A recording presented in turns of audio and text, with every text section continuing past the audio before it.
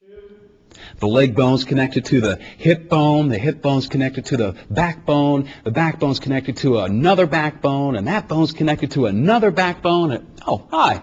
There sure are a lot of bones in the back. No wonder back pain is such a problem.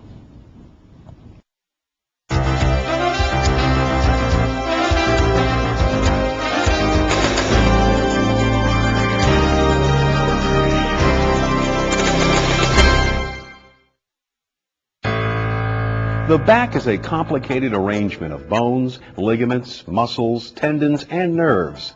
In some ways, it is amazingly strong, yet it can easily be damaged. And many of us don't take the precautions that are necessary to protect our backs from injury, which is why more than 80% of both on and off-the-job injuries involve the back or neck. But back problems are not inevitable. You can prevent back injuries if you understand how the back works.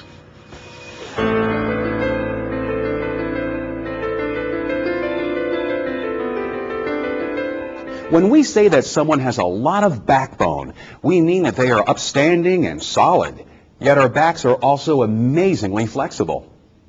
The foundation of your back, the spine, is rigid enough to support more than half of your body weight, but it also has enough flexibility for you to bend down and touch your toes. To accomplish these dual functions, the spine is made up of 33 individual bones known as vertebrae, 24 of which are movable. The 7 cervical neck vertebrae support your skull and allow you to move your head. The 12 thoracic middle back vertebrae hold your rib cage in place, and the 5 vertebrae in the lumbar region of your back enable you to bend at the waist. These vertebrae are hinged with facet joints that guide their movement and provide stability. They are cushioned from one another by intervertebral discs. These shock absorbers consist of a soft, gelatinous nucleus surrounded by a tough, elastic outer casing.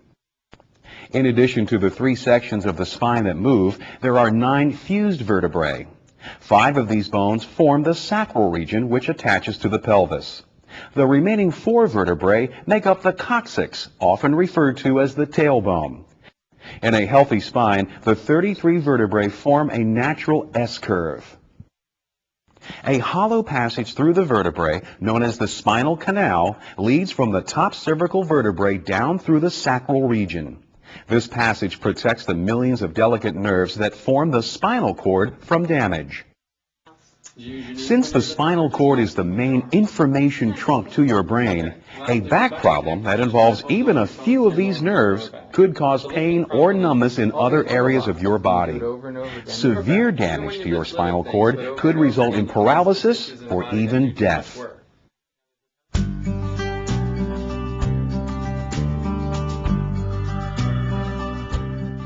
Because the lumbar and cervical regions of the spine are so flexible, these areas are particularly vulnerable to injury. In fact, most people will end up hurting the lumbar region of their backs at some point in their lives.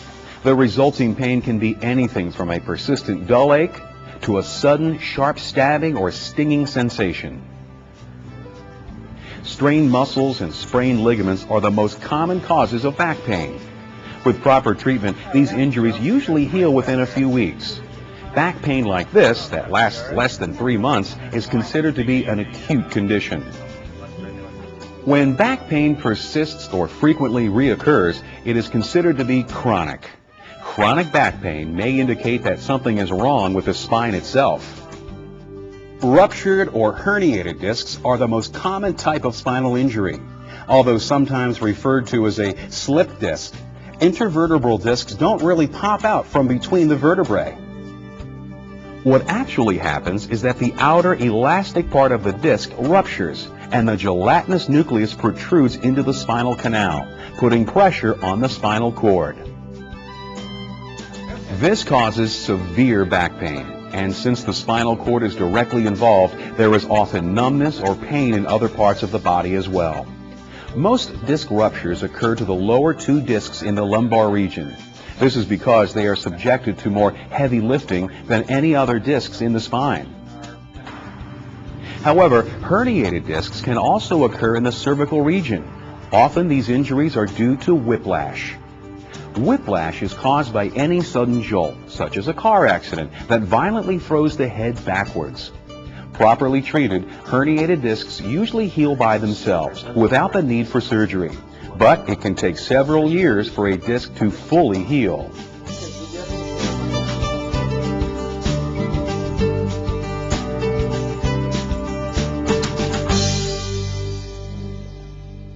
Back pain can also be a symptom of one of the many chronic diseases that affect the spine.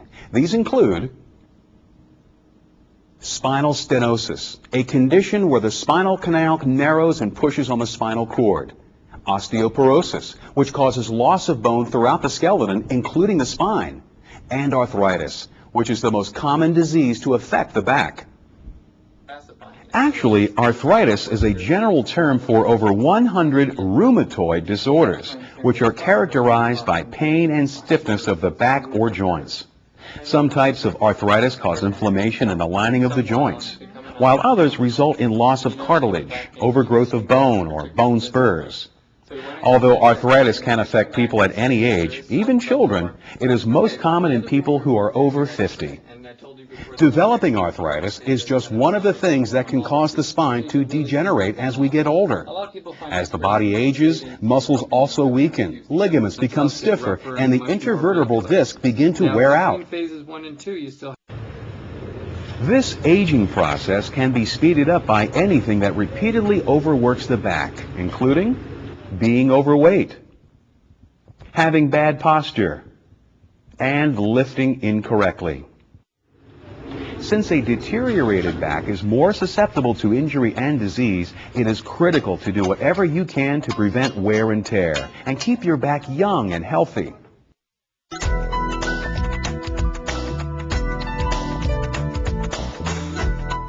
Sitting or standing still for long periods of time can be as harmful to your back as lifting heavy objects improperly. Your body is designed to be in motion, so it's important to take breaks to move around, stretch, and adjust your posture. Having good posture is important because slouching puts unnecessary strain on your back. So you should sit up straight, stand tall, and keep your arms and legs at right angles to your body as much as possible. These neutral positions distribute the weight of your head and upper body evenly down your spine, placing the least amount of stress on the vertebrae, discs, and muscles of your back. The key to achieving a good sitting posture is to adjust your chair to fit you. Your seat should be high enough so that your forearms are at a 90-degree angle to your upper arms and are level with your work surface. Your feet should rest flat on the floor with your thighs at a right angle to your lower legs. Don't dangle your legs. It puts a lot of stress on your lower back. Get a footrest if your feet don't reach the floor. Remember to sit up straight and maintain your spine's natural S-curve. If you need to support your lower back, use a lumbar cushion, small pillow, or rolled up towel. Overstretching is something else that can hurt your back, so keep tools and materials within easy reach, about 14 to 18 inches away. When you are standing, you need to make sure that you are not hunched over. Raise your work surface if necessary. If this isn't possible, use a sturdy box or other platform to bring your work up to a comfortable level. Standing can put a lot of strain on your lower back in particular. So prop one foot up on a short stool to keep the lumbar region of your spine in its natural curve. Remember, regardless of whether you are sitting or standing, don't let yourself get stuck in one position. Take a break and stretch occasionally.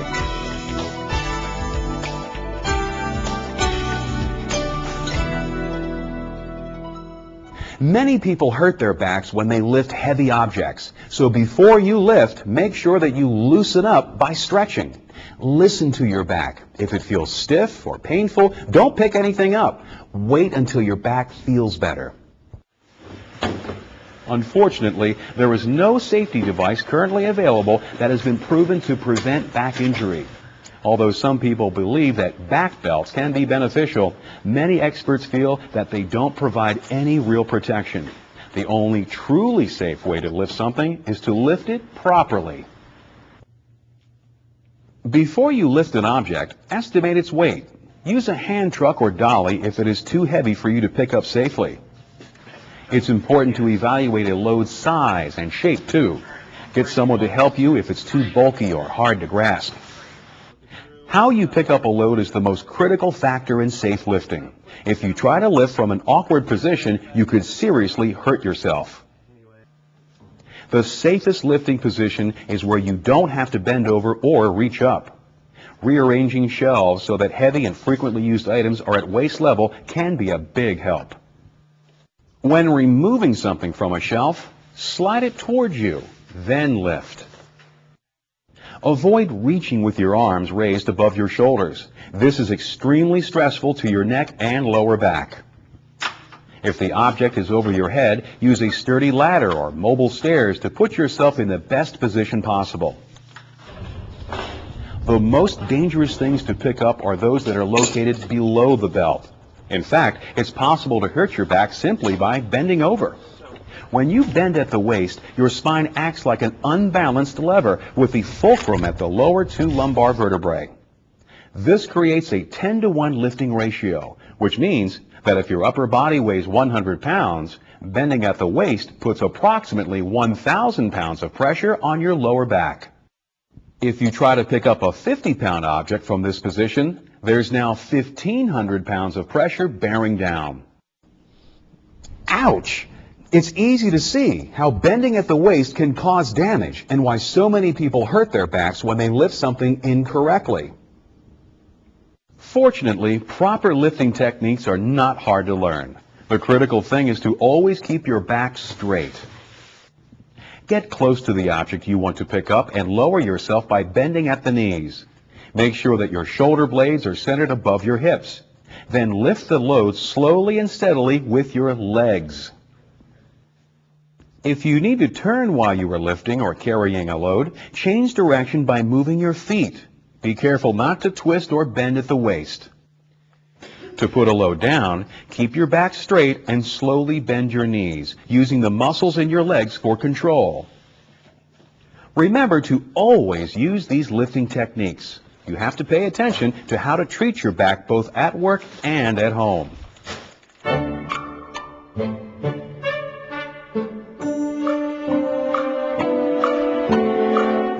Back care is a 24/7 job that lasts all of your life. So let's take a look at how to protect your back when you are not at work. Driving home during rush hour can literally be a pain in the neck, but maintaining a good sitting posture can keep you from developing back and neck problems. Position your seat so that your hips and knees are flexed and you don't have to stretch out your legs to reach the pedals. If your seat has a lumbar support, adjust it so that it provides a firm base for your lower back. Once you are set in your seat, position your rear view mirror so that you can see what is going on behind you without straining your neck. While driving, keep both hands on the steering wheel and make sure that you don't slouch or hunch over. Many people are conscious of how their jobs affect their backs, but fail to recognize the hazards of working around the house. Chores such as raking leaves, shoveling snow, and carrying groceries can be a strain on your back too. And ask any parent, children can sometimes be a pain in the back as well. Picking up small children is a leading cause of back injuries. Not only are children heavy, they also move, and as they shift their body weight, your back takes a beating. If your back does start to hurt, take a break from whatever it is you are doing. But taking it easy does not mean that you should become a couch potato. To have a healthy back, you must stay active. Remember, variety is the spice of life, and it's good for your back too. So if you're at a desk all day, do something after work that will keep you on your toes. If your job requires a lot of physical labor, you may want to engage in a leisure activity that is less physically stressful. Aerobic exercises that are low impact, such as walking, swimming, and bike riding, are some of the best things that you can do to keep your back healthy. High impact activities, such as jogging and playing contact sports, can often be hazardous to your back. Some sports and hobbies have hidden dangers. For instance, golf and gardening both seem to be low impact enough. But since they require you to bend in awkward positions, they can be hazardous to your back if you aren't careful. The best thing to do is to talk to your doctor or a back care specialist about ways to make your leisure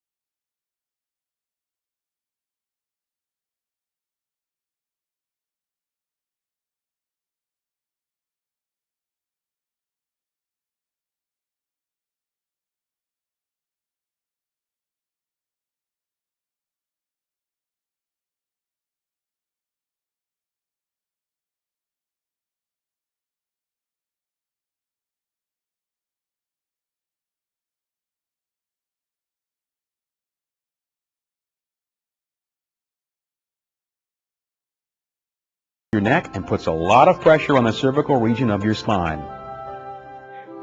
After you have had a good night's sleep, it's important to warm up your muscles and set your skeleton in alignment before you begin your day. Start by getting out of bed carefully. Moving suddenly can cause you to strain stiff muscles. Walk around a bit or take a hot shower to loosen up. Once you have warmed up, do some stretches to relax your muscles and align your spine. Stretching and low-impact exercises can do a great deal to prevent and treat back problems. But be sure to talk to your doctor before beginning any exercise program.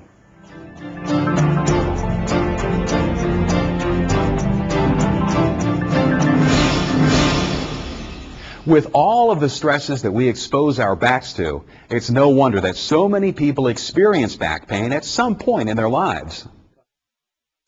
If your back goes out or you pull something, applying ice packs to the injury may help to reduce swelling. After a few days, switching to a heating pad can relieve stiffness. It is essential to give a sore back plenty of rest, but this doesn't mean confining yourself to bed. To speed recovery, it is important to move around as much as possible. To get you on your feet, there are many over-the-counter medications that can help to alleviate your pain. But just because the pain goes away, it doesn't mean that your back is completely healed. A partially healed back is susceptible to re-injury. So be sure to ease into your normal routine slowly. If your back problem persists, make an appointment with a back care specialist, such as an orthopedist, chiropractor, or physical therapist. You may want to get several opinions before deciding which form of treatment is right for you. To keep from getting your back out of whack, follow these simple rules. Maintain good posture when you are sitting, standing, and sleeping.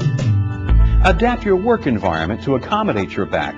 Adjust your chair. Rearrange shelves and keep things within easy reach. Don't pick up objects that are too heavy or bulky. Get some help or use a dolly or hand truck. When you do lift, bend at the knees and lift with your legs. Never bend at the waist. Stretch often and ask your doctor about other exercises that you can do. Don't take chronic back pain lightly. It may be a sign of something serious. If your back keeps hurting, see a back care professional. Keep your back healthy by using it properly and avoiding injury. With a little bit of effort, your back will stay on track.